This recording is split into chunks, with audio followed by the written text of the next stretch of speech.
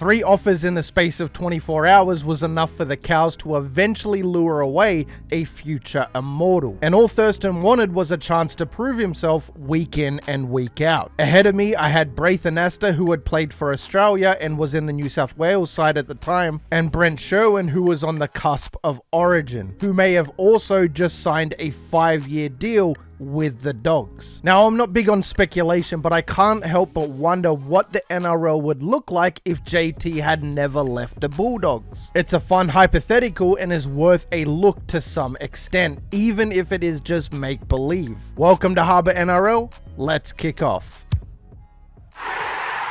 So here's the situation. Thurston started his career at Canterbury. The Dogs were the ones who gave a skinny teenager from Brisbane a shot before anyone else would. He came off the bench in the 2004 Grand Final and earned that premiership ring, which he famously gave to departing captain Steve Price as a thank you. That's how much JT loved the club. He was a Bulldog at heart. But with established stars Brent Sherwin and Braith Anasta in the halves, the Dogs didn't see a spot for young Thurston long term. Coach Steve Folkes and the management chose Sherwin and Anasta, re-signing them and effectively telling JT to take the eventual Cowboys offer. And from reading the interview JT had regarding leaving the Dogs, you could see he wanted to stay, but the Cows were persistent. Hindsight is 2020, but what a revolving door moment that was. And Thurston left for North Queensland in 2005, and the rest is history. But what if today it wasn't? Let's rewind and play out an alternate timeline. Imagine it's the end of 2004 and the Bulldogs are reigning premiers. But instead of letting Thurston go, they make a different choice. Maybe they release some players or reshuffle the budget, but either way, JT stays in Sydney, remaining a Bulldog. In our alternate 2005, Thurston is still wearing the number 14, or maybe even challenging for a starting half spot. Braith Anasta is still around, at least for 2005, and Brent Sherwin is the established halfback. Initially, Thurston might still come off the bench or fill in for injuries, much like he already did, but the Bulldogs had a bit of a post-premiership hangover in 2005, finishing 12th overall and missing the finals. Would that change with JT on the board? Honestly, 2005 was rough for the Dogs, mostly due to injuries and off-field distractions. He did win the Dally M in 2005 in real life, but I feel like it makes more sense to move that Dally M to 2006, and you will see why. Even a young Thurston might not have single-handedly saved that season, and that's okay. Our story isn't about an immediate fairy tale. It's about laying the groundwork for what comes next. Now, 2006 rolls around, and this is where it gets interesting. In reality, Braith Anasta left for the Roosters after 2005, opening up a spot in the Bulldogs halves. In our alternate timeline, JT is immediately called upon to fill the shoes, finally unleashing him as a starting playmaker for Canterbury. He's 23, hungry, and ridiculously talented. And in the real 2006 season, the Bulldogs were actually very strong. They finished second on the ladder and made it all the way to the preliminary final, just one win away from yet another grand final appearance. Their team was stacked with stars like a 20-year-old Sonny Bill, Willie Mason, Andrew Ryan, Mark O'Mealy, Nate Miles, basically a forward pack that struck fear into everybody else. The halves were Brent Sherwin and a new 5'8", Daniel Holdsworth. And Holdsworth was solid, but he wasn't JT. So ask yourself, if you add Johnathan Thurston to that 2006 starting lineup, even as unexperienced as he was at 23, do they go a step further? The Dogs fell short, losing a heartbreaking prelim to the Broncos 37-20 after leading 20-6 at halftime, with Thurston calling the shots and taking his first Dally M medal that he hypothetically wins in 2006. Maybe that game swings their way. JT's game-breaking ability and leadership, even at 23, could have very well been the X factor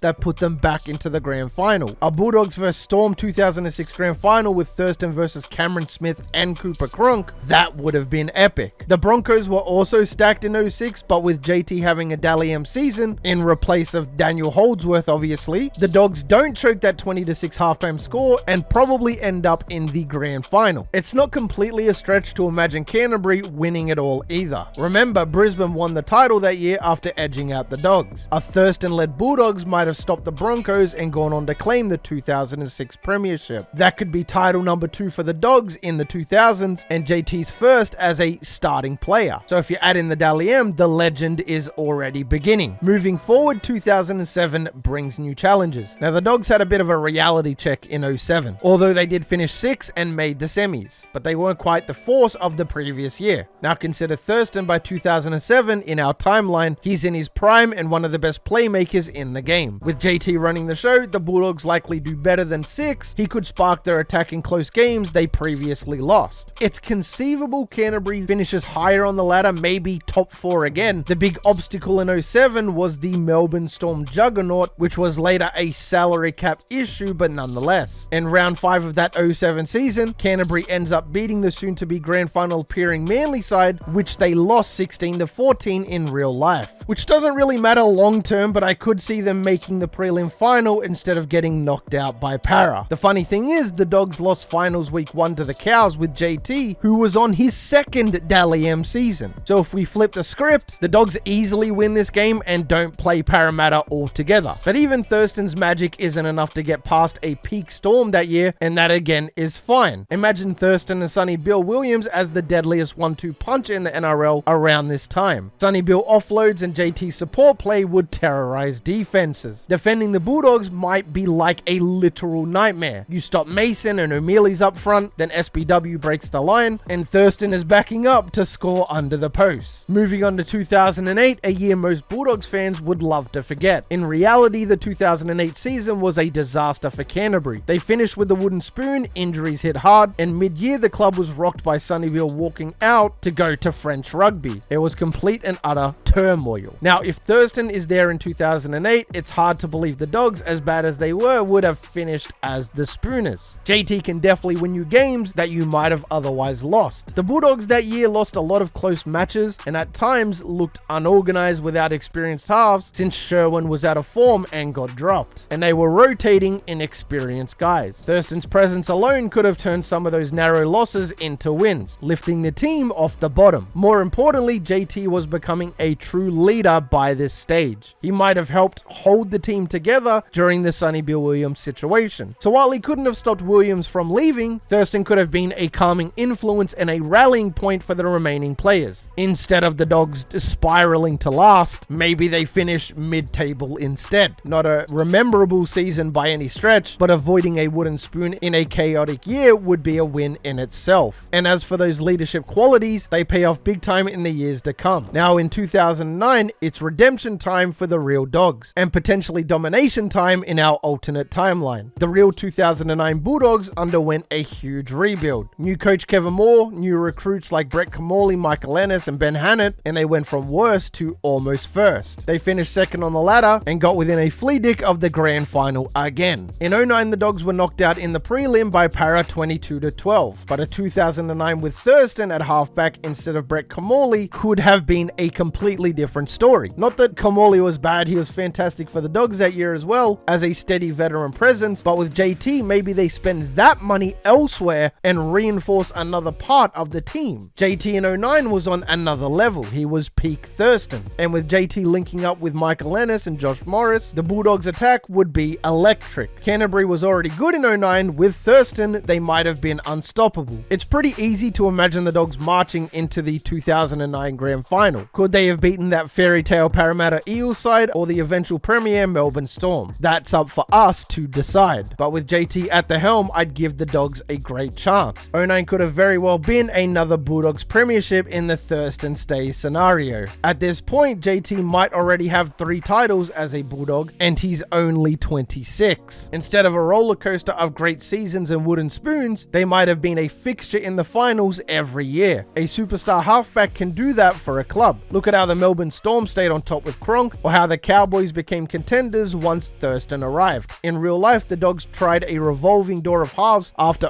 04. Daniel Holdsworth, Ben Roberts, Brett Kamali, Chris Keating, Trent Hodgkinson. Some had their moments, sure, but none of these blokes were Johnathan freaking Thurston. If JT is there from 05 onwards, the Bulldogs don't spend a decade searching for their next playmaker, and they have one of the best ever in his prime, wearing number 7 or number 6 every week. That stability and star power could have kept Canterbury in premiership contention year in and year out. So let's go ahead and jump into the early 2010s, and in our timeline, Thurston is 27 and a seasoned leader. The Bulldogs in reality had a mid-2010 finishing 13th and an almost there 2011 finishing just outside the top 8. Under our scenario, those years are also transition years. Even with JT, teams go through ups and downs, but they simply just aren't as miserable. You'd still get those moments from the team that only JT could manifest. He would ensure the Dogs stay competitive. They might scrape into semis even in off years simply because he can carry a team on his back when needed. But the real juicy part is 2012. That year, the Bulldogs had a resurgence under new coach Des Hasler. Canterbury went on a tear and finished first on the ladder and made it all the way to the grand final. They ultimately lost the 2012 grand final to the Storm 14-4 in a game where the Dogs' attack just couldn't fire against Melbourne's defense. But here's the thing, the 2012 Bulldogs had almost everything. A monster forward pack led by James Graham and Sam Cassiano, brilliant finishes out wide, and the Dally M medalist that year in fullback Ben Barber, who was absolutely lighting up the league. So what were they missing? An elite playmaking half. The halves in the grand final were Josh Reynolds and Chris Keating. Great players, but not superstars. Imagine JT combining with Ben Barber, who scored 22 tries that year in Hasler's free-flowing attack.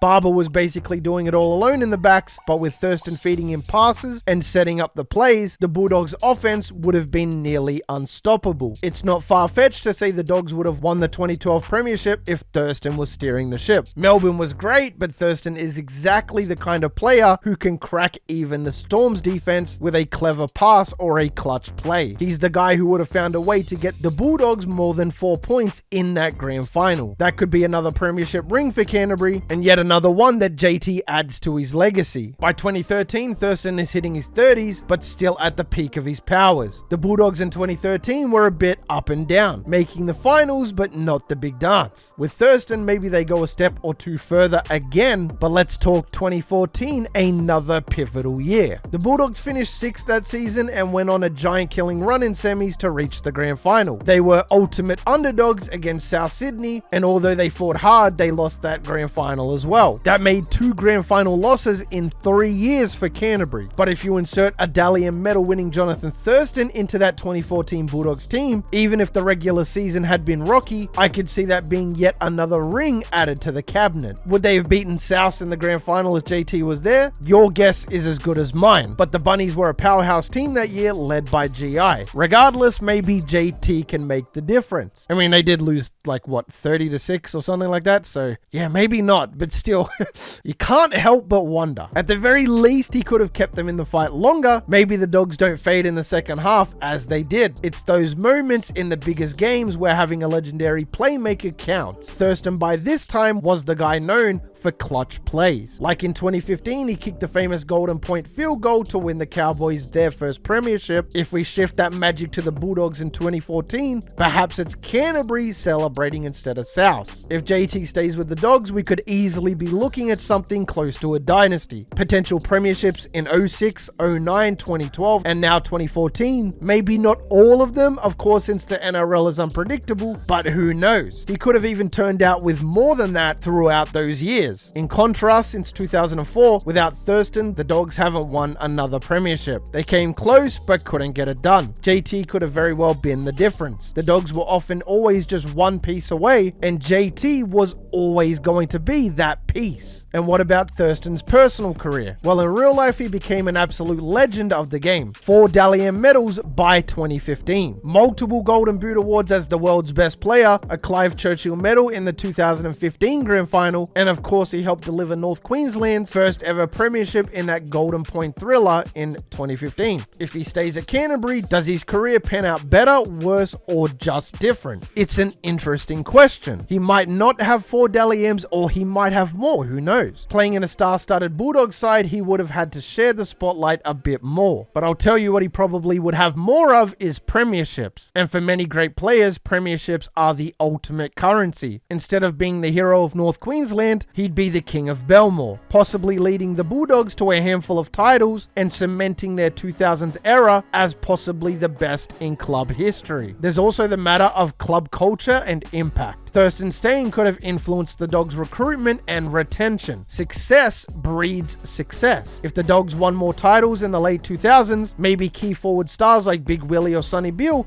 don't depart on bad terms. It's also a lot easier to sway players when you say you get to work alongside a future immortal. Maybe the club's stability around a legend like JT keeps things calmer. It's speculative, but success often helps keep a team together. Thurston was known as a fierce competitor, but also a great locker room presence. He could crack jokes, then get ultra focused on game day. He also more than likely captains the Dogs throughout most of this era. The Bulldogs have had some great captains in Andrew Ryan, Michael Ennis, James Graham, etc., but JT would rank among the greatest to wear the captaincy for the club. And let's not forget state of origin. Thurston, even as a Dog, would still be doing amazing things for Queensland, so Bulldogs fans would have had the thrill of one of their own starring in Origin every year, coming back with that winning aura. But the mid-2010s, maybe Thurston's Bulldogs start to slow down a little, since every dynasty does eventually. JT did have some injuries as he got older. The Bulldogs in reality started declining after 2016. But even then, perhaps there's a farewell tour feel to Thurston's final years at Canterbury. He retired in 2018 in our reality, and though the Cowboys didn't make the finals that year, he got a solid send-off as one of the all-time greats. In a Bulldogs jersey, he'd get that same hero's farewell, but perhaps with an even bigger trophy cabinet behind him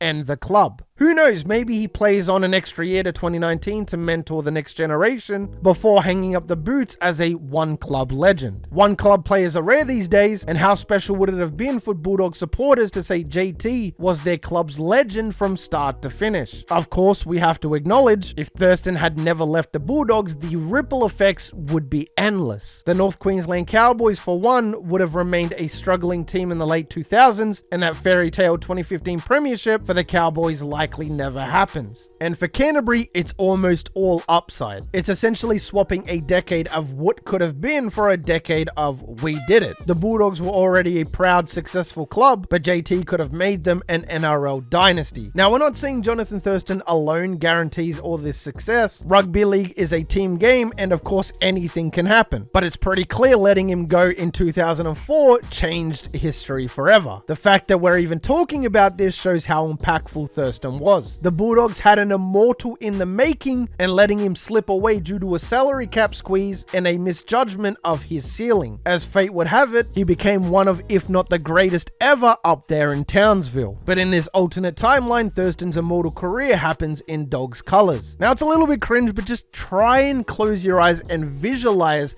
what could have very well been JT's best Bulldog moments. The grand finals, the grubbers, the chips, the dummies, the cutouts, all of it. Him sliding over the try line, throwing the ball away, and 80,000 Bulldogs fans jumping out of their seats. It's kind of crazy, but I can really imagine it compared to maybe some other scenarios. But either way, all of those moments happening in that blue and white jersey in front of that roaring Doggies army. It's a wild and exciting thought for any footy fan. So the question is, would Thurston's career have been better if he stayed with the Bulldogs? Obviously, it's freaking impossible to know, and it's definitely hard to top what he actually achieved at the Cowboys. A premiership, 4 Dally M medals, countless Origin victories, and everything in between. But maybe, just maybe, it could have included a few more premierships and a lasting Bulldogs dynasty. He might not trade his Cowboy years for anything, but Bulldogs Thurston could have been a different kind of legend.